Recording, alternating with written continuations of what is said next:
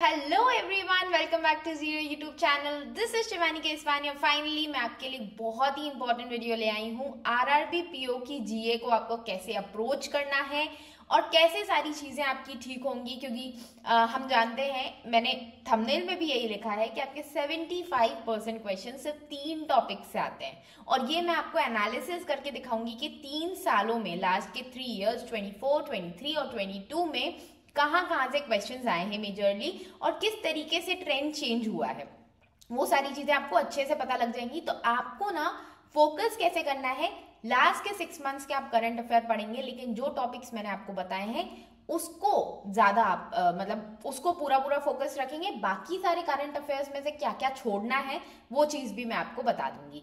ठीक है, so let's get started without any further delay.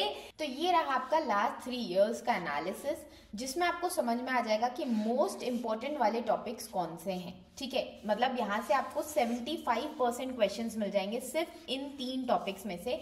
यहाँ पे आप टारगेट कर सकते हैं 30 आउट ऑफ 40 बहुत इजीली। कई बार हम सुनते हैं ना कि एसबीआई पीओ में इतना सारा टारगेट नहीं हो पाता है, बहुत ही ज्यादा टफ पेपर आता है ना। लेकिन आरआरबी का जिस तरीके से मैंने एनालिसिस किया है, यहाँ पे आप क्लियरली देख पाएंगे कि बहुत इजीली आप इतने नंबर लेके आ सकते हैं। ठीक है, अगर आप इन टॉपिक्स पे बहुत अच्छे से फोकस करें और इनको अच्छे से पढ़ के जाएं।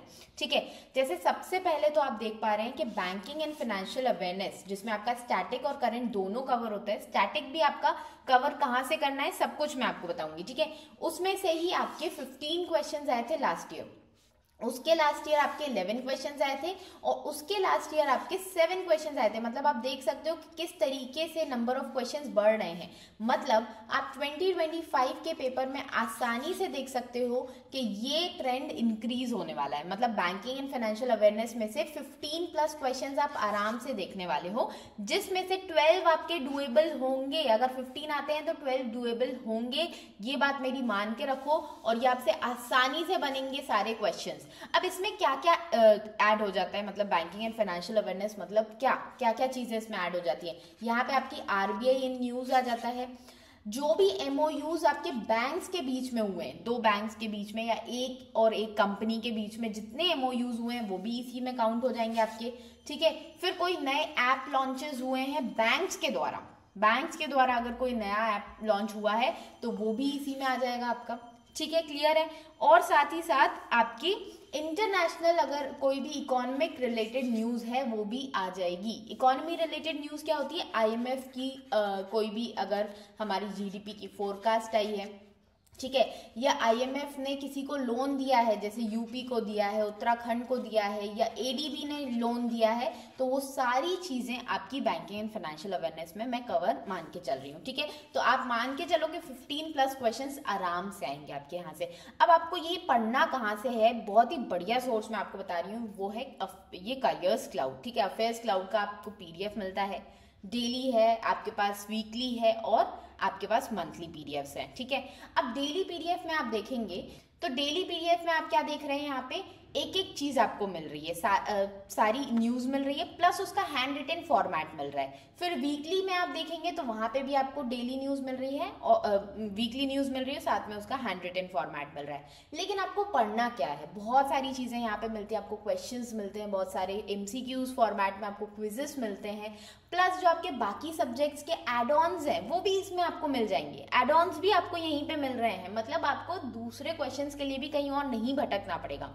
लेकिन इतना सब कुछ तो मिल रहा है, हमें पढ़ना क्या है, पढ़ना हमें सिर्फ मंथली वाला पूरा जो फुल आता है ना पीडीएफ, वो पढ़ना है। वो भी पूरा नहीं पढ़ना है, मैं आपको टॉपिक्स बताऊंगी, सिर्फ वही टॉपिक्स आपको प्रायोरिटी पे रख के पढ़ने हैं, लास्ट 6 मंथ्स के पढ़ने हैं। बाकी कौन सी न्यूज आपको 3 मंथ्स की पढ़नी है, कौन सी 4 मंथ्स की पढ़नी है, वो भी मैं आपको बताऊंगी। अब मंथली का आप सिर्फ एक बार पढ़ेंगे, ना उसमें कुछ अंडरलाइन करना है, ना उसके शॉर्ट नोट्स बनाने, कुछ भी नहीं करना है आपको।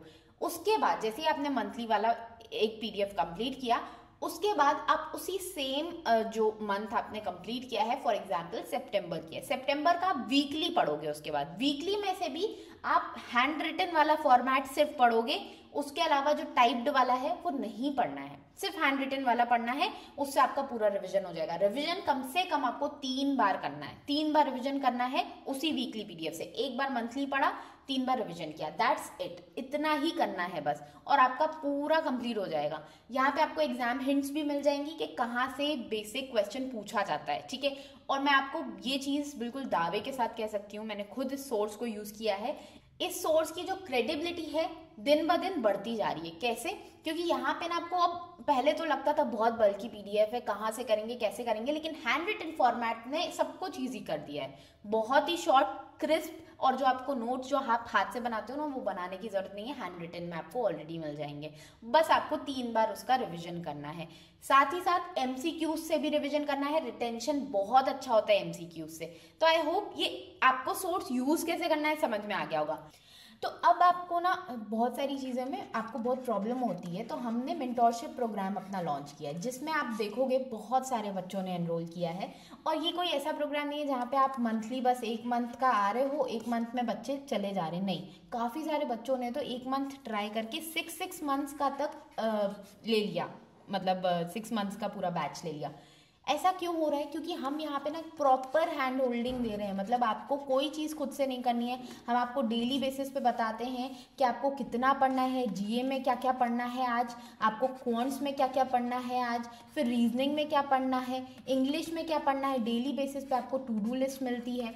उसके अलावा आपको डेली बेसिस पे कॉल आउट किया जाता है कि भाई साहब आपने अभी तक अपनी टू डू लिस्ट सबमिट नहीं की है, कंसिस्टेंसी शीट का हमारे यहाँ प्रावधान है एक तरीके से, जो आपको सबमिट करनी पड़ती है। अगर आप नहीं सबमिट करते हो आपको कॉल आउट किया जाता है कि भाई करो करो करो, हैंड होल्डिंग प्रोवाइड की जाती है, टोचा किया जाता है बेसिकली।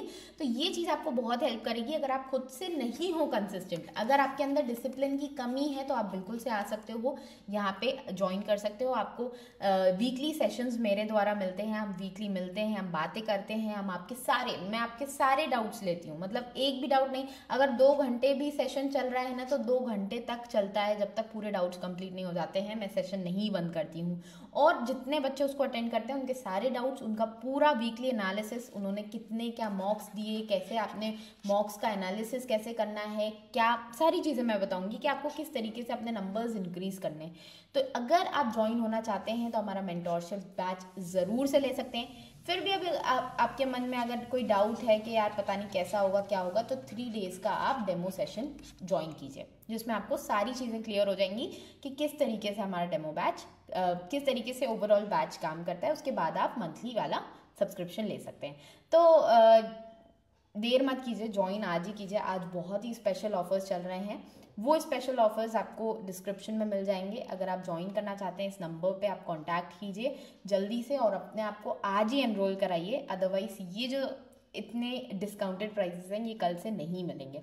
ओके, अब इस सोर्स में आपको पढ़ना क्या क्या है वो मैं आपको बता देती हूँ। तो सबसे पहला जो इंपॉर्टेंट टॉपिक मैंने आपको बता दिया, बैंकिंग एंड फाइनेंशियल अवेयरनेस, उसमें एक इकोनॉमिक एंड बैंकिंग का भी न्यूज आता है, उसको भी पढ़ना है, बैंकिंग एंड फाइनेंशियल अवेयरनेस को भी पढ़ना है, दोनों को मिक्स करके पढ़ना है। एमओयूज वाले सेक्शन में आप जाओगे, अगर बैंक से रिलेटेड कोई भी एमओयूज आएंगे तो वो भी आप इसी में कंसिडर करके पढ़ोगे। समझ में आ गई ना, चीजें क्लियर है। उसके बाद जो है ना आपका स्कीम्स और मिशंस, जितनी भी आपकी स्कीम्स है, जैसे विश्वकर्मा स्कीम पूछी थी आपकी, ठीक है, जितनी भी आपकी स्कीम्स आती हैं जो रिसेंटली आपके 6 मंथ्स में न्यूज़ में है, उसको आपको फोकस करना है, क्योंकि उसमें से लास्ट ईयर तो 5 क्वेश्चंस आए थे, उसके लास्ट ईयर 11 क्वेश्चंस आए थे, उसके लास्ट ईयर 4 क्वेश्चंस आए थे। तो ये जो ट्रेंड है ना ये चेंज हो सकता है, हम ऐसा बोल सकते हैं कि इस ईयर हो सकता है 5+ क्वेश्चंस आ जाए। कोई बड़ी बात नहीं है, क्योंकि स्कीम्स और मिशंस बहुत इंपॉर्टेंट हो जाते हैं। मिशंस मतलब जो भी आपकी पीआईबी में, वो आपके अफेयर्स क्लाउड में कवर्ड रहेगा। जो भी मिशंस है, मिशन शक्ति है, और भी कई सारे मिशंस होते रहते हैं, तो वो सारे मिशंस भी आपके स्कीम्स के साथ मैंने काउंट किए हैं। इसके बाद आपका इंटरनेशनल न्यूज़, इंटरनेशनल न्यूज़ में आपका सारी चीज़ आ जाती हैं, जैसे इंटरनेशनल समिट्स हो गई, जैसे एससीओ की समिट हुई थी अभी रिसेंटली, ठीक है, G20 समिट्स होती हैं, आपकी सारी समिट्स वगैरह इसी में काउंट हो जाती हैं। इंटरनेशनली हम इंडिया, एज इंडिया हम किस किस ऑर्गेनाइजेशन के पार्ट हैं वो भी आपकी इंटरनेशनल न्यूज़ में आपकी कवर होगी। और साथ ही साथ जैसे अभी आती है ना यूनेस्को की वर्ल्ड हेरिटेज लिस्ट आती है, इंटेंजिबल्स की लिस्ट आती है, वो सारी भी इंटरनेशनल में कवर करी है मैंने, ठीक है। तो उसके 7 क्वेश्चंस आए थे लास्ट टाइम, उसके लास्ट टाइम 4 आए थे, उसके लास्ट टाइम 3 आए थे। तो आप ये बोल सकते हो कि भाई इस साल इसके ज़्यादा क्वेश्चन, मतलब आप 10 क्वेश्चंस देख सकते हो यहाँ से। मतलब आप समझ रहे हो, banking and financial awareness, schemes and missions और इंटरनेशनल न्यूज़ से मिला के ही आपके 30 क्वेश्चंस हो जाएंगे।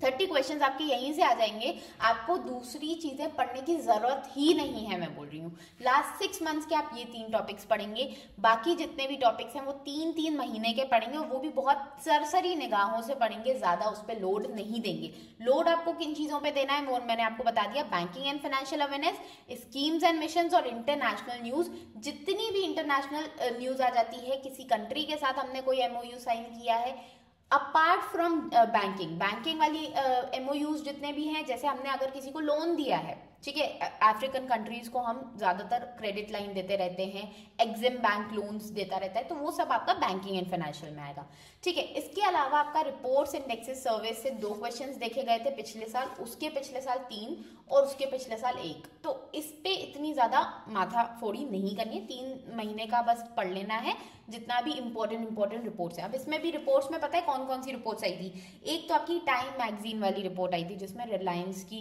रैंकिंग वगैरह पूछी थी, फिर QS यूनिवर्सिटी वाली रैंकिंग आई थी। अभी भी QS से रिलेटेड एक बहुत बड़ा आर्टिकल आपका आया था पिछले 3-4 महीने में, जिसमें आपका हमारी जो यूनिवर्सिटीज की रैंकिंग थी उसमें IFSC बैंगलोर, IISc बैंगलोर था, ठीक है, पूरी कंट्री में जितना रिसर्च में IISc बैंगलोर था, फिर बहुत सारी चीज़ों में आपके IIT मद्रास थी।